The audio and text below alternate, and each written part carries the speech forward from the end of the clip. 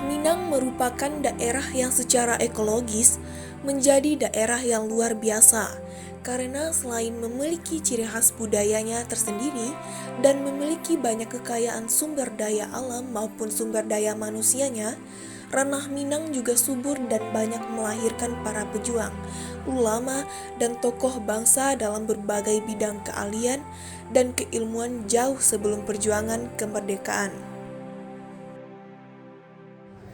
Ranah Minang merupakan daerah yang secara ekologis memiliki tanah yang subur menghasilkan sumber daya alam yang melimpah ruah. Tidak hanya itu, Ranah Minang juga menghasilkan para tokoh cendekiawan yang berkiprah di tingkat daerah, nasional maupun internasional seperti Muhammad Yamin, Muhammad Hatta, Haji Agus Salim, Tan Malaka, dan Profesor Dr. Mahmud Yunus. Di episode ketiga Napak Tilas kali ini, kita bakal kupas sejarah tentang Profesor Dr. Mahmud Yunus. Nah, penasaran kan bagaimana cerita sejarah dari tokoh tersebut? Yuk ikutin Napak Tilas selengkapnya.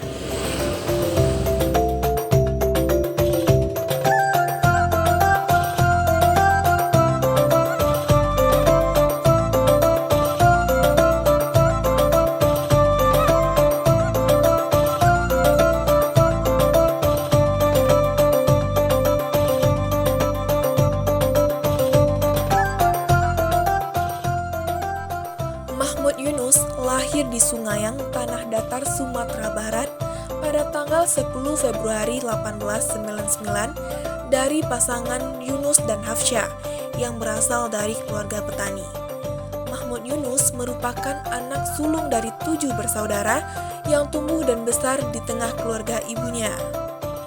Jadi nak Bu, sebelumnya Intan ya tahu nama ibu dulu. Nama ibu Irma Yeni. Ibu Irma Yeni sebagai cucu dari Bapak Mahmud Yunus. Cucunya maksudnya cucu dari pihak yang di rumahnya. Nah, kan cucu gua kan ada juga yang anak-anaknya kan cucu juga tuh kan. Tapi kalau sebagai orang Minang cucu yang di rumahnya. Kan itu tuh. Di mama ibu kemanakan deknya gitu. Kemanakan buangnya. Oh iya. Jadi Pak Mahmud Yunus lahir di Siko ya, Budi? Siko. Iya di Sikonya lah. Alamat Caniago namanya, Siko kampung kami Siko Caniago. Jorong Balai Diateh kalau kini kan Sungayang. Jadi Ibu mengenal Pak Mahmud Yunus dari usia berapa, Bu? Maksudnya kayak ado ibunya gitu. Yo ibu, waktu ibu masih ketek-ketek kan nggak kadang di kampung. Dia sekali-sekali kan pulang. Waktu itu ibu kan masih ketek-ketek baru tuh kan. Nah, itu ketika itu lah mengenalnya ibunya nyu pulang tuh inyo di gadang di Siko kan nggak tahu ibu tuh. Jadi Intan tanya tentang kebiasaan apa aja yang biasa dilakukan oleh Pak Mahmud Yunus kok, Bu? Iya mengenai itu tuh ibu tuh nggak tahu dona. Soalnya inyo nggak kadang di kampung. Apalagi ibu tuh menopatinya tuh kan inyo landak di rumah lah ya. Nggak ada. Jadi dulunya tuh nggak tahu ibu doa kebiasaannya dulu tuh kan. Secara sekilas Ibu mengenal Ibu kalau Pak Mahmud Yunus orang yang seperti apa, Bu? Ya orangnya yang pinter lah. Orang pinter lah gitu kan. Serba bisa dia tuh Bapak Mahmud Yunus tuh pinter deh. Jadi kok foto Pak Mahmud Yunus ya, Bu? Iya. Yang Itu tuh kami dulu dapetnya dari IAIN kan dulu namanya apa dulu ST apa dulu namanya Stein dulu kan Stein Mahmud Yunus. Nah dulunya kan Stein Mahmud Yunus dulu kan. Jadi waktu itu mau dijadikan nama Mahmud Yunus, datanglah pihak rektorat kamari minta persetujuan, minta segala ke kami, minta foto, dibawanya lo foto yang ukuran ketek aja dulu kan. Iya. Nah itu sudah itu dibuatnya kadang Pak kalau ada yang kadang minta kami cek so Pak, jadi dia sebut. Nah, itu masih dari orang IAIN tuh. Orang IAIN lagi tuh kadang. Jadi Pak Mahmud Yunus meninggal pada usia berapa, Bu? Usia 82 tahun. Dia lahir 1899, meninggalnya 1981. 1981.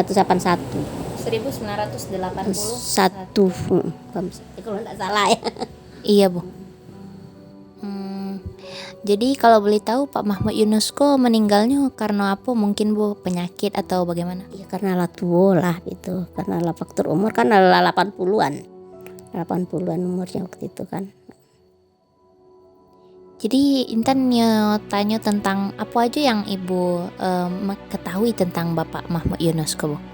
Yang ibu ketahui dari buku-buku itunya mengenai banyak sekolah dulu ke Mesir, dari keteknya lapai ke Mesir, dari masih muda-muda belum lapai ke Mesir, sekolah ke Mesir gitu kan.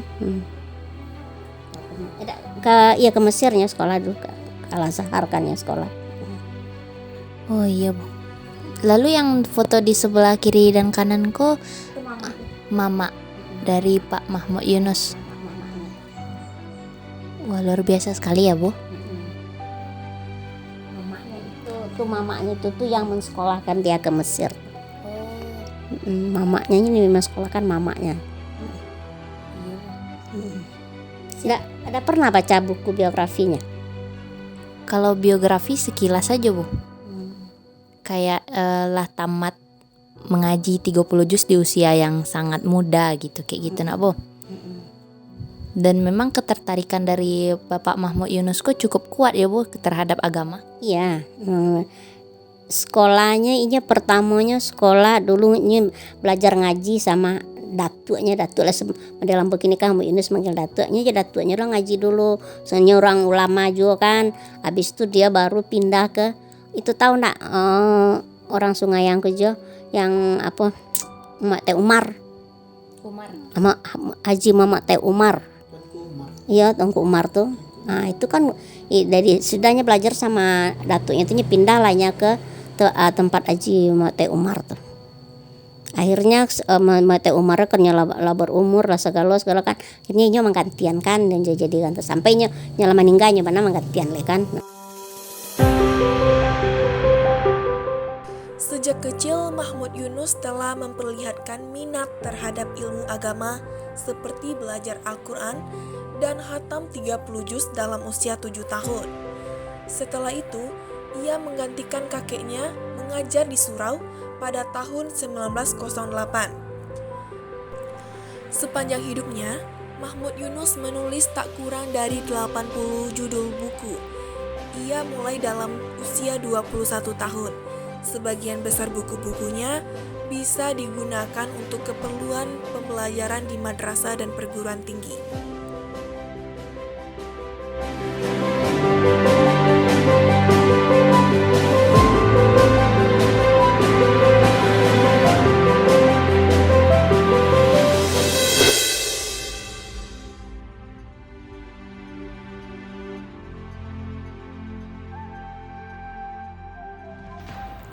Halo pemirsa, kali ini Intan sedang bersama Ibu Delmitra SPD MSI.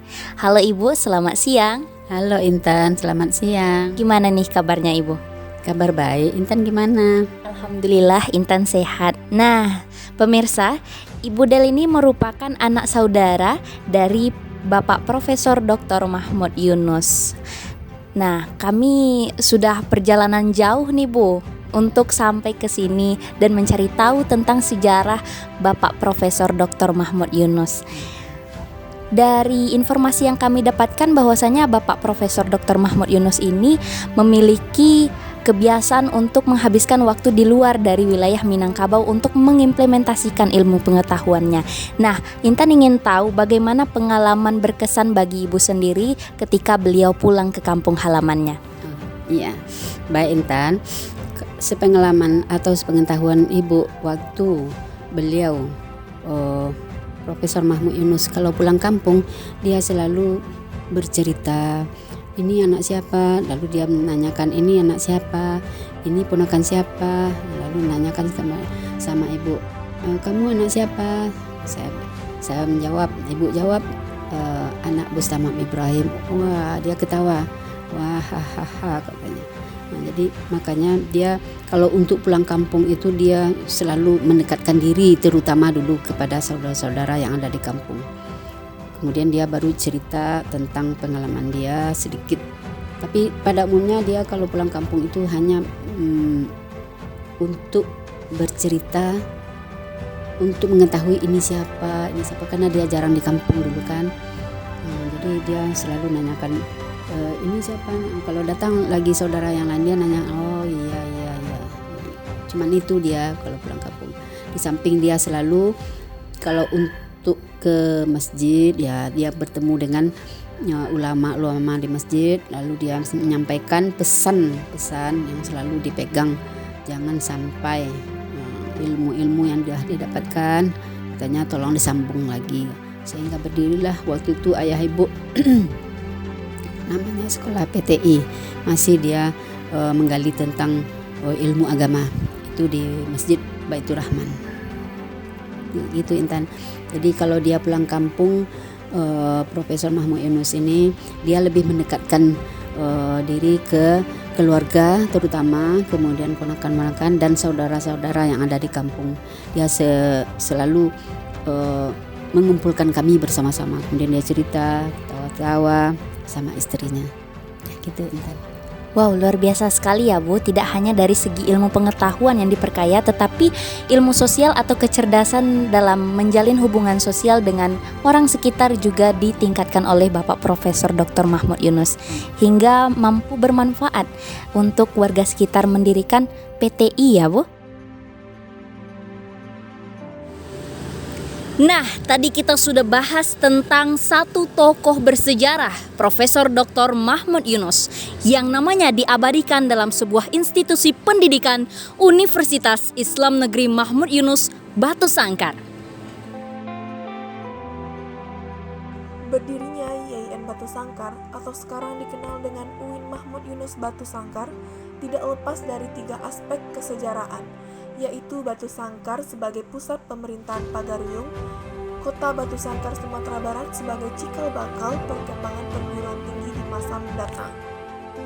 Pada awal berdirinya, STAN Batu Sangkar atau UIN Mahmud Yunus Batu Sangkar ini hanya memiliki 2 fakultas, yaitu Tarbiyah dan Syariah. Fakultas Tarbiyah memiliki 3 program studi, meliputi pendidikan agama Islam, pendidikan bahasa Arab, dan kependidikan Islam.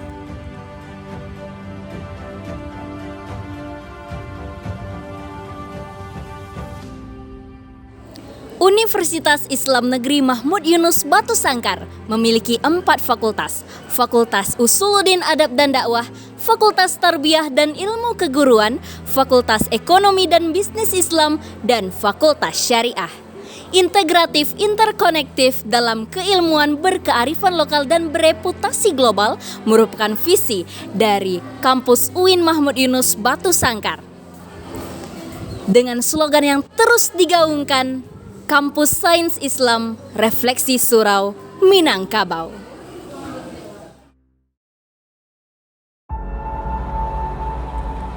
Universitas Islam Negeri Mahmud Yunus Batu Sangkar sebelumnya bernama YIN Batu Sangkar atau STAN Mahmud Yunus Batu Sangkar, yang merupakan perguruan tinggi keagamaan Islam negeri PTKIN di Indonesia yang berada di Kabupaten Tanah Datar, Sumatera Barat. Berdasarkan Perpres nomor 84 tahun 2022 pada tanggal 8 Juni 2022, YIN Batu Sangkar resmi menjadi Universitas Islam Negeri Mahmud Yunus Batu Sangkar.